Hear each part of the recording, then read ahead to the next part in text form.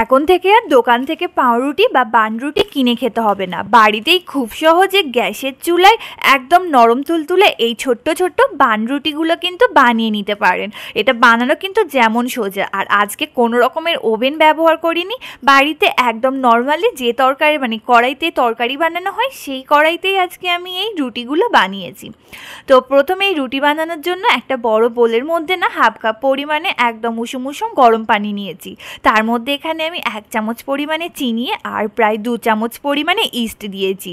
এটা আমি dry east এখানে ব্যবহার করছি। এখানে কিন্তু এই রুটি বানানোর জন্য ইস্টটা দরকার। এখন ইস্টটা দিয়ে ভালোভাবে এই গরম পানির সাথে ইস্ট আর চিনিটা একটু নেড়ে চেড়ে মিশিয়ে নিয়ে এটাকে ঢাকা দিয়ে প্রায় 20 মিনিটের মতো 20 মিনিট থেকে আধ ঘন্টা সাইডে ছেড়ে দিতে হবে, যাতে ইস্টটা অ্যাক্টিভ হয়ে যায়। ততক্ষণে আপনি বাড়ির কাজ করুন। আর এখন আমার আধ ঘন্টা পরে দেখুন ইস্টটা কিন্তু একদম ফুলে উঠেছে, মানে ইস্টটা কিন্তু অ্যাক্টিভ হয়ে গেছে। এখন এটা ভালোভাবে আমি একটু নেড়ে নিচ্ছি, নিয়ে এর মধ্যে আমি মানে ময়দা মিশিয়ে দিচ্ছি। আপনারা চাইলে শুধু আটা দিয়ে তৈরি করতে পারেন বা আটা ময়দা মিশিয়ে তৈরি করতে পারেন। আমি এখানে ময়দা দিয়েই তৈরি করছি। এখানে আমি প্রায় 2 কাপের মতো ময়দা নিয়ে নিয়েছি, আর এখানে আমি 2 চামচের মতো ঘি আর স্বাদ মতো লবণ দিয়ে ভালোভাবে এখন ইস্ট ময়দা আর ঘিটা একসাথে ভালোভাবে মিশিয়ে নিচ্ছি। যতটা সম্ভব ভালোভাবে ডলে ডলে একদম এরকম মিশিয়ে নেবেন। এখন এখানে আমি দুধ নিয়ে নিয়েছি, এখানে 1 কাপ পরিমাণে দুধ নিয়েছি। দুধটা ঠান্ডা, একদম নর্মাল দুধ, কি আর ঠান্ডা না গরম না।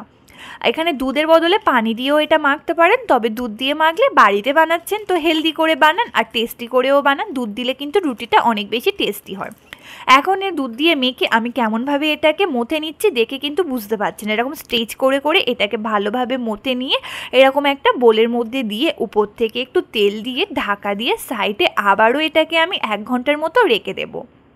আপনারা যতটা পারেন এটাকে একটু গরম জায়গার মধ্যে রাখার চেষ্টা করবেন, তাহলে কিন্তু ভালোভাবে ইস্ট অ্যাক্টিভ হয়ে ময়দাটাকে একদম ফুলিয়ে দেবেন। দেখুন এখন আমি প্রায় 2 ঘন্টার মতো এটা রেখে দিয়েছিলাম, আপনারা চাইলে 1 ঘন্টার মতো এটাকে রেখে দিতে পারেন। এখন এটাকে আমি প্রায় 2 ঘন্টার মধ্যে এরকম ওভেনের মধ্যে রেখে দিই। এরকম কিন্তু ডোটা ফুলে উঠলে ভাববেন আপনার কিন্তু রুটিগুলো একদম পারফেক্ট তৈরি হবে। এখন এই ডোর মধ্যে এক্সট্রা যে হাওয়াটা আছে সেটা বের করে দিয়ে ভালোভাবে এরকম আবারও একটু মথে নিতে হবে। হাওয়া বেরোলে কিন্তু আবার এই ময়দার পরিমাণটা মানে ডোর পরিমাণটা আগের পর্যায়ে চলে আসবে। একটু মথে নিয়ে এখন আমি ছুরি দিয়ে এটাকে আমি এরকম ছোট ছোট ভাগে ভাগ করে নিচ্ছি, যাতে আমার রুটিগুলো বানাতে সুবিধা হয়। তো এখন এরকম ছোট ছোট ভাগ করে নিয়ে 2 হাত দিয়ে একটু চেপে চেপে লম্বা করে নিচ্ছি, নিয়ে ছুরি দিয়ে কেটে এক সাইজে ছোট ছোট গোলা তৈরি করে নেব এখানে।